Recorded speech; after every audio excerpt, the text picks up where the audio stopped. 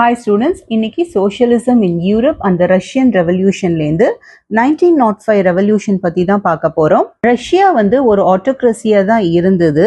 Beginning of 20th centuryல மற்ற European rulers மாதிரியே சாரும் பார்லிமெண்ட்க்கு அக்ரி பண்ணிக்கல. இந்த மாதிரி இருக்கக்கூடிய ஒரு ஸ்டேட்டை ஒரு எண்டுக்கு கொண்டு வரணும் அப்படின்னு லிபரல்ஸ்லாம் ரஷ்யால கேம்பெயின் பண்ண ஆரம்பிச்சாங்க. 1905 ரெவல்யூஷன் போது liberals, social democrats, social revolutionaries இவங்கெல்லாம் பெசன்ஸ் அண்ட் ஒர்க்கர்ஸ் கூட கான்ஸ்டிடியூஷன் வேணும் அப்படின்னு டிமாண்ட் பண்ண ஆரம்பிச்சாங்க. இந்த குரூப்க்கு ரஷ்யன் எம்பையரே நேஷனலிஸ்டோட சப்போர்ட் கிடைச்சது. அண்ட் அங்கேயே முஸ்லிம் டாமினேட்டட் ஏரியாஸ்ல ஜதிதிஸ்டோட சப்போர்ட் கிடைச்சது. ஜதிதிஸ்ட்னா யாருன்னா முஸ்லிம் ரிஃபார்மர்ஸ், ரஷ்யன் எம்பையர்ல இருக்கக்கூடியவங்க. அவங்களோட டிமாண்ட் என்ன அப்படின்னா ஒரு மாடர்னைஸ்ட் இஸ்லாம் இந்த சொசைட்டியை லீட் பண்ணணும். அதனால அவங்களோட சப்போர்ட்டும் கிடைச்சது. இந்த 1905 ரெவல்யூஷனுக்கு முன்னாடி 1904ல ஒரு பேடான சிச்சுவேஷன் கண்டிஷனை ரஷ்யன் ஒர்க்கர்ஸ் ஃபேஸ் பண்ணாங்க. அது என்ன அப்படின்னா எசென்ஷியல் கூட்ஸோட ப்ரைஸஸ் ரொம்ப அதிகமாக ஆரம்பிச்சுது. அண்ட் அவங்களுக்கு கிடைக்கக்கூடிய வேஜஸும் 20% குறைஞ்சுது. இந்த ஒர்க்கர்ஸோட ப்ராப்ளம்ஸை சால்வ் பண்ணுறதுக்காக அசோசியேஷன்ஸ் ஆல்ரெடி இருந்தது. இப்போ அந்த அசோசியேஷன்ஸில் மெம்பர்ஷிப்ஸ் அதிகமாக ஆரம்பிச்சுது. ஏன்னா பீப்புள் அவ்வளோ ப்ராப்ளம்ஸை ஃபேஸ் பண்ணுறாங்க.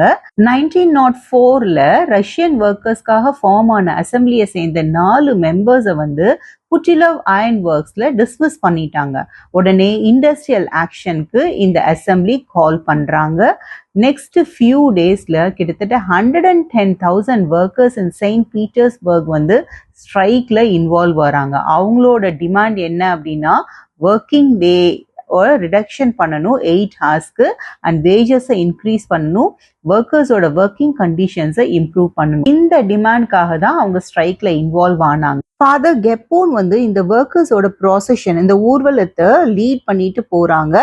அப்படியே போய் அவங்க விண்டர் பேலஸை ரீச் பண்ண உடனே போலீஸ் அண்ட் கொசாக்ஸ் இந்த ஒர்க்கர்ஸை அட்டாக் பண்றாங்க. மோர் தென் 100 ஒர்க்கர்ஸை கில் பண்ணிட்டாங்க. அண்ட் 300 பர்சன்ஸ்க்கு மேல காயம் பட்டிருக்காங்க. இந்த இன்சிடென்டா தான் பிளடி சண்டே அப்படின்னு ரெஃபர் பண்றாங்க. இந்த பிளடி சண்டேக்கு அப்புறமா நடந்த பல சீரீஸ் ஆஃப் ஈவெண்ட்ஸ் தான் 1905ன்னு ரெஃபர் பண்றோம். கண்ட்ரி ஃபுல்லா எல்லாருமே ஸ்ட்ரைக்ல இன்வால்வ் ஆறாங்க. யூனிவர்சிட்டிஸ் எல்லாம் க்ளோஸ் பண்ணிடுறாங்க. ஸ்டூடெண்ட்ஸ் எல்லாம் அந்த யூனிவர்சிட்டிஸை விட்டு வாக் அவுட் பண்றாங்க. அண்ட் சிவில் லிபர்ட்டிஸ் எல்லாம் ரொம்ப லேக் ஆயிருக்கு. இதை பத்திலாம் கம்ப்ளைண்ட் பண்ண ஆரம்பிச்சிருக்காங்க. லாயர்ஸ், டாக்டர்ஸ், இன்ஜினியர்ஸ், மற்ற மிடில் கிளாஸ் ஒர்க்கர்ஸ்லாம் ஒரு யூனியன் ஆஃப் யூனியன்ஸ்ன்றதை எஸ்டாப்ளிஷ் பண்ணிட்டு அவங்க கான்ஸ்டிடியூவன்ட் அசம்பிளியை டிமாண்ட் பண்ண ஆரம்பிச்சாங்க.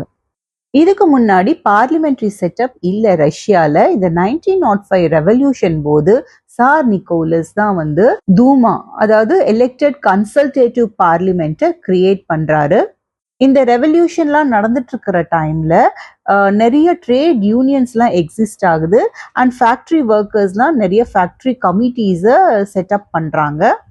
ஆனா 1905க்கு அப்புறமா இந்த ட்ரேட் யூனியன்ஸையும் இந்த ஃபேக்டரி கமிட்டிஸையும் இல்லீகல் டிக்ளேர் பண்ணிடுறாங்க. ஆனாலும் 1905க்கு அப்புறம் இந்த கமிட்டிஸ் அண்ட் யூனியன்ஸ் அன்அஃபிஷியலா ஒர்க் பண்ணிட்டு இருக்காங்க.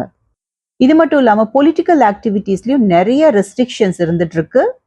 சார் நிக்கோலஸ் கிரியேட் பண்ண கன்சல்டேட்டிவ் பார்லிமெண்ட், அதாவது தூமா, ஃபர்ஸ்ட் தூமாவை 75 டேஸ்க்குள்ளேயே அதை டிஸ்மிஸ் பண்ணிடுறாரு. அண்ட் அடுத்த 3 monthsல செகண்ட் தூமாவை ரீஎலெக்ட் பண்றாங்க.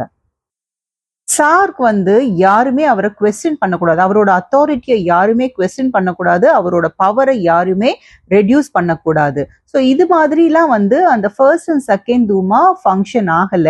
அதனால தேர்ட் தூமாவை கம்ப்ளீட்டா பேக் பண்றாரு. இந்த தேர்ட் தூமால யார் இருக்காங்க அப்படின்னா எல்லாருமே கன்சர்வேட்டிவ் பாலிட்டிஷியன்ஸ்.